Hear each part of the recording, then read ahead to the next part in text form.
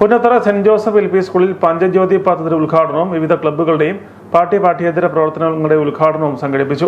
വിദ്യാർത്ഥികളിൽ വായനാശീലം, സർഗാത്മകത, നേതൃത്വ പാഠകം, സാമൂഹിക ബോധം, മൂല്യബോധം എന്നിവ വളർത്തിയെടുക്കുന്നത് ലക്ഷ്യമിട്ട് നടപ്പാക്കുന്ന പഞ്ചജ്യോതി പദ്ധതി ഉദ്ഘാടനം അയർക്കുന്നം ഗ്രാമപഞ്ചായത്ത് പ്രസിഡന്റ് ഗീത രാധാകൃഷ്ണൻ നിർവഹിച്ചു.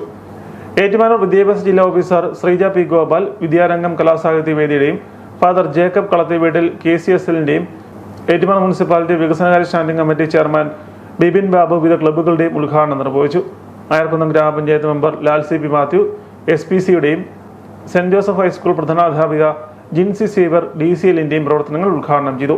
School manager father Anil Karippingappuram അധ്യക്ഷത വഹിച്ചു. യോഗത്തിൽ പ്രധാനാധ്യാപിക Kunjimol Antony, PTA president Saiju Joseph, MPTA president സൗദി, ബെന്നി കുന്നത്തൂർ, ആൻസി ക്രിസ്തുദാസ് എന്നിവർ സംസാരിച്ചു. വിവിധ മത്സരങ്ങളിൽ സമ്മാനാർഹരായ കുട്ടികൾക്ക് സമ്മാനങ്ങൾ വിതരണം ചെയ്തു. അധ്യാപകരായ ലിറ്റോ തോമസ്, കെവിൻ ടോം, ബബിത, മെയ്മോൾ എന്നിവർ പരിപാടികൾക്ക് നേതൃത്വം നൽകി.